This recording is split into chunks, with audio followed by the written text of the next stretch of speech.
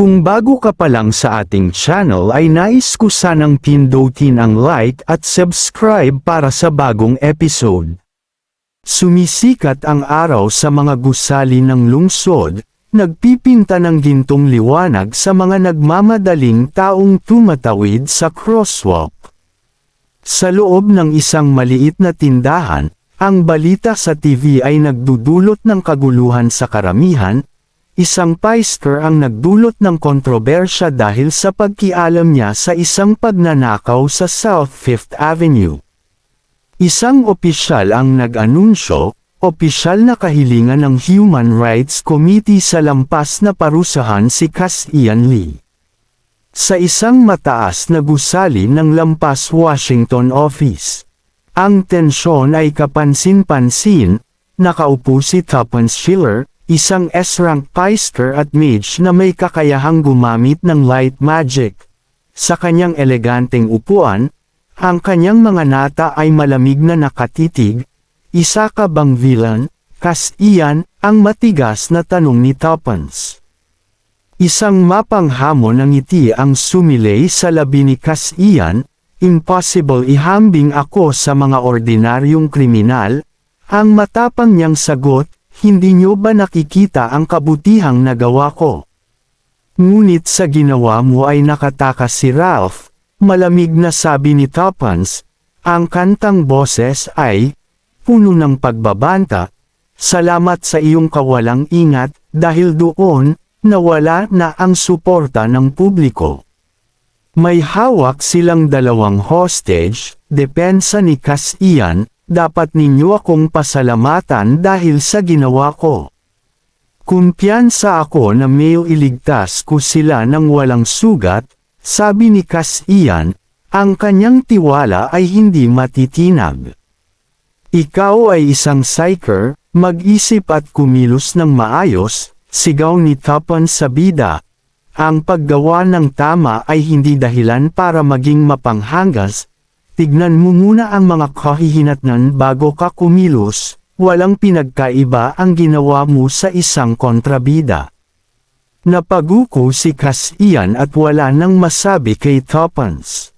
Dagdag pa, suspine ka pa samantala, Cass Ian, ang malamig na tono ni Tuppence. Habang inaasikaso ko ang iyong record, ay dapat umiwas ka sa gulo o wala na akong magagawa para iligtas ka sa nakakataas. Lumabas si Cass Ian, iniwan si Tuppence, ang babaeng bakal na iyon.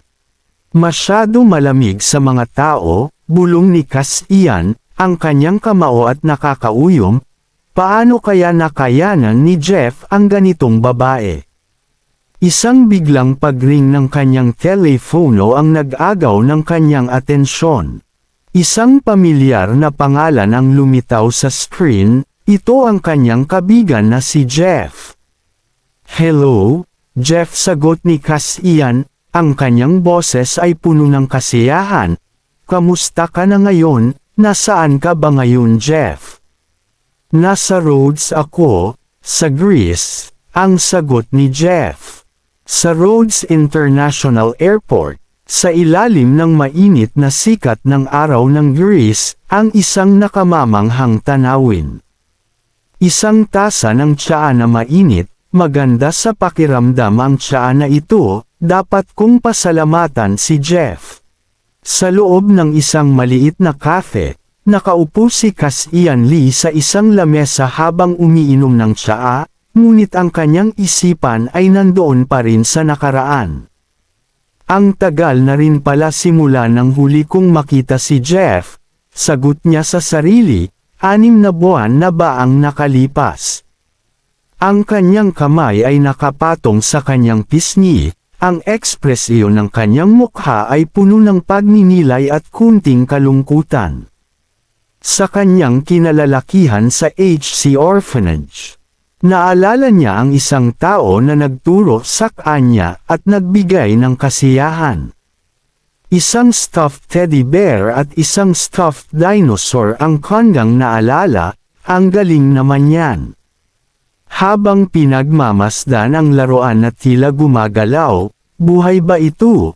Tanong ni Cass Ian, Ang kanyang mga mata ay nagniningning sa tuwa. Laruan lang ito, Cass Ian, paliwanag ni Jeff. Ang aking kakayahan ay para mapagalaw sila. Namangha si Cass Ian sa kakayahan ng kanyang guro. Talaga ba guro, parang gumagalaw sila ng totoo. Nakakuyom ang kanyang mga kamao, puno ng masayang bata, balang araw, magiging S-rank Pfister ka ba, Jeff? Matatalo mo ang mga masasamang tao at lalabas ka sa TV, tama ba ako? Nabantong hininga lamang ang naging tugon ni Jeff. Hindi ko alam, sa tingin ko, hindi pa sapat ang kakayahan ko para makapsok dito. Ngunit ang ngiti ni Cass Ian at puno ng pananalig, mali ka, alam kong magagawa mo iyon. Iyon ay 2 taon matapos siyang ipadala sa isang orphanage sa US, hawak ang tasa ng tsaa. Napaisip si Cass Ian, wala akong alalahanin mula noon at gusto ko na talaga makita ang aking guro na si Jeff. Isang maggagabing tanawin ang bumungad kay Cass Ian habang siya at nakatayo sa labas ng cafe, hawak ang telepono. Binuksan niya ito, 7:30 PM na pala, late na si Jeff sa pagkikita namin. Bakit hindi man lang siya sumasagot sa tawag ko, may nangyari ba kay Jeff? Sa gitna ng kanyang pag-aalala, narinig niya ang isang mahina at pagod na boses mula sa kanyang likuran. Cass Ian ang tawag ni Jeff sa bida, puno ng pag-aalala at takot ni Cass Ian. Nilinggan niya ang pinanggagalingan ng boses. At isang pamilyar na karakter ito sa kanya, dahil ito ang kanyang guro na si Jeff. Ano ang nangyari sa iyo, Jeff? Tanong niya ng pag-aalala habang nahihirapan si Jeff sa kanyang pinsala. Guro, ano nangyari sa inyo? Bakit nagkaroon ka ng pinsala? Hindi ko sana ikaw tatawagan dito para magkita tayo, sagot ni Jeff, tila nahihirapan. Isang kung anong bagay ang kinuha niya kasabay ang pag-abot niya nito sa bida. Una, kunin mo muna itong bagay. Ngayon hindi ito mahalaga kaya itabi mo ito para sakin. Jeff, malubha ang mga sugat mo, pero, okay sige, itatabi ko itong necklace. Isang malubhang pinsala na agad namang lumabas ang madaming dugo sa kanyang bibig na tila nahihirapan si Jeff rito. Sa kanyang malubhang pinsala ay nakita naman nito ni Cass Ian. Hindi ito ang tamang oras, aking kaibigan, pero kailangan mo malaman na may isang nagbabadyang panganib, tila hindi pangkarinawang kalaban ang kinalaban ni Jeff. Saglit lang, kailangan kong tumawag ng ambulance. Sagot ni Cass Ian, ngunit bago pa siya makagawa ng hakbang, isang mas madilim na anino ang lumapit, misteryosong karakter. Hindi na nakatawag ng tulong ang bida dahil isang anino ang simusulay sa kanyang harapan kaya agad itong napatingin. Isang misteryosong karakter ang may suot na itim na kasuotan at may hawak na katana, tila ito ang humahabol kay Jeff. Sino ka, isa ka bang psyker? Tanong ni Cass Ian, ngunit bago pa siya makakuha ng sagot. Si Jeff ay nag-push sa kanya. Tumakas ka, Cass Ian. Ngayon din. Habang nilinggan niya kung saan ang misteryosong karakter ay bigla na lang siya nagulat at hindi makapagsalita. Isang pulang sumisilaw sa kanyang mga mata, ito ang misteryosong karakter na bigla na lang tumakbo papunta kay Jeff. Kasabay ang isang mabilis na galaw sa bandang leeg, na ipinamalas niya ang kanyang galing sa espada, gayunpaman ang target niya ang paslangin ang taksil. Na makikita na lang ang ginawa ng karakter na ito, sa bilis nito ay humiwalay ang ulo ni Jeff sa kanyang katawan. Isang eksena ang sumilay sa mukha ni Cass Ian, tila ang kanyang pagmumukha ay nawalan na ng pag-asa, kasabay ang tanong sa isipan, Totoo ba ito nakikita niya? Alam kong hindi ito mangyayari sa kanyang guro na si Jeff. Isang walang buhay na ulo ang tumalsik sa harapan ng bida. Nanginginig itong nagsalita, hindi ito maari Jeff. Sabihin mo hindi ka papatay ngunit sa ilang minuto ng kanyang tawag kay Jeff ay wala na ito narinig na salita mula sa kanyang guro. Kaya tumakas ang nilalang at gamit ang liksi ay umakyat ito sa taas, kasabay ang paglingon ni Cassian dito. Isang napakuyom na galit ang sumisilaw sa kanyang bibig dahil hindi ito maari. Sumigaw ito ng malakas at hinabol ang misteryosong nilalang, sagot niya sa nilalang, "Tumigal ka bastardo, bakit mo pinatay ang aking guro?" Sa gitna ng isang magandang tanawin mula sa kalangitan ay makikita ang isang kastilyo sa tabi ng dagat. Dito sa loob na ito dinala ang bida, ngunit ang bida natin na pagod sa kakahabol ay nag-agaw ng hininga. Pagod itong nagsalita, "Ikaw bastardo, uulitin ko, bakit mo pinatay ang aking guro? Dahil ba ito sa isang paghihigan? O may isang tao na nagbayad sa iyo para patayin ang guro ko?" Kahit ano pa ang dahilan kung bakit ginawa niya iyon, habang nakakuyom ng kamaos sa galit, ay gagawin kitang pritong manok, sa kinakakatayuan mo bastardo, habang nagpapalabas ito ng kanyang malakas na apoy, ito na lang ang kanyang dapat na gawin para ipaghigant ang kanyang guro. Ayan na naman ang mahabong salita mula sa iyo Cassian, ang isang tulad mo dapat na tumahimik, habang nagtatanggal ito ng kanyang maskara. Nagulat dito si Cassian dahil kilala niya ang pinagmumulan ng boses. Sa kanyang pagmumukha ay makikita ang kanyang kalmadong galaw na tila nasanay na sa kanyang ginagawa. Si Jack Khalid, isang S-rank Pfister at Knight na may kakayahang gumamit ng physical enhancement. Nang nalaman niya na kung sino ang gumawa sa kanyang guro, todo ang galit niya sa kupal na nilalang na ito, tanong niya, "Bakit mo ba pinatay ang aking guro?" Malamig na puno ng kalmadong mukha na tumugon, "Ako lamang ay nagtatapon ng isang taksil sa lampas." "Ano ang pinagsasabi mo kay Jeff? Hindi totoo yan." Habang may isang babae na may kulay blue na buhok na tumugon sa sinasabi ni Jack, "Tama ang sinabi niya, Cassian." Paliwanag niya sa ating bida, si Jeff ay pumatay sa isa sa kasamahan natin na Pfister kaya dapat na mangyari sa kanya iyon.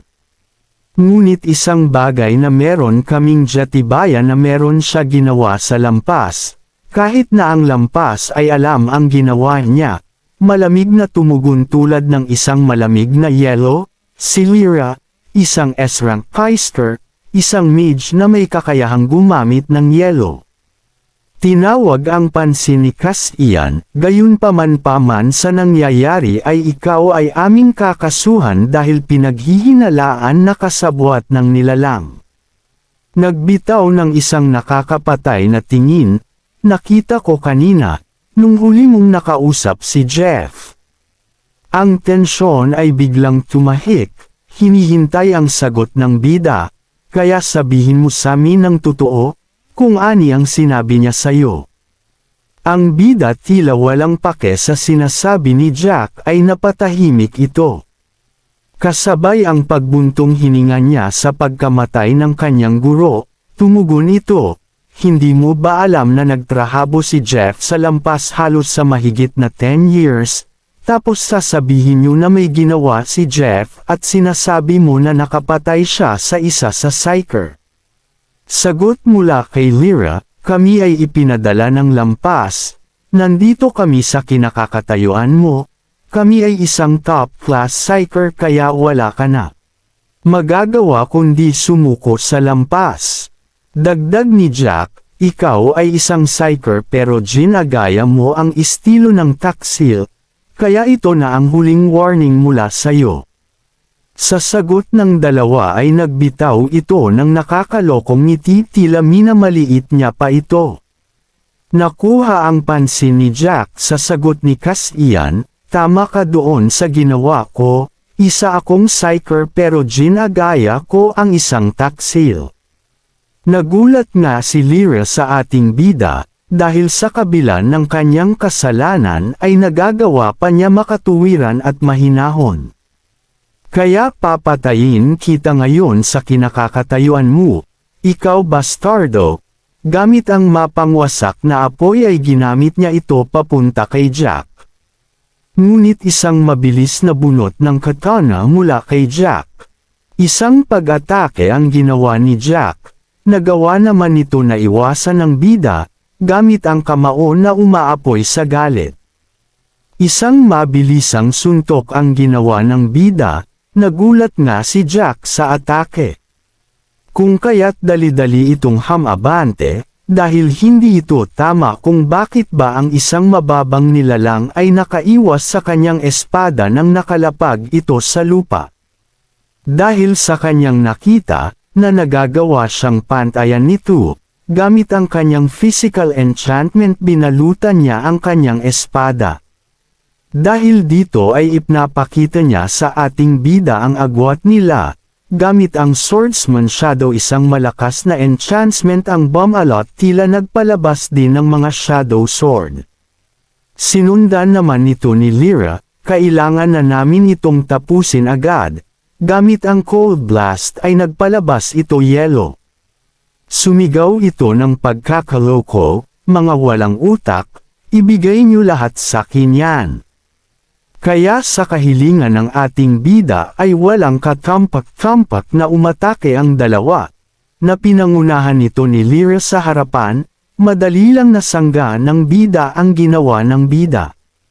Napangisi na lang dahil ang dalawa na ito ay isang top class pero mahina pala. Hindi pa siya kontento, kaya siya na ang sumugod sa dalawa. Hindi nga natuloy ang balak ng bida dahil may kung anong tumama sa kanyang tagiliran na tila isang pag-atake mula sa sniper. Pagkatapos ay napaluhod na lang ito, madaming dugo na lumalabas sa tagiliran ng bida. Kaya sa pagmumukha nito ay nahirapan siya, sa isip-isipan. Ginawa ba ito ng isang sniper na paisker? Sumuko na daw ang ating bida, at kung hindi ka makikipag-cooperate sa amin ang sunod na target ang iyong ulo. Naghanda ng ipapalabas niyang apoy, wala na dapat kayong asahan mula sakin. Sa mga mata ni Jack ay labis na nagulat dahil may isang bagay na paparating sa kanila. Natapos ang paghahanda niya, kasabay ang paghagis niya nito, kainin niyo itong dalawa. Boom, boom, isang malakas na impact na nagdulot ng malakas ba shockwave sa kinakakatayuan ng dalawa kaya napaharang na lang sila sa malakas na pagsabog. Sa eksena na ginawa niya ay pagkakataon na niya para makatakas dito.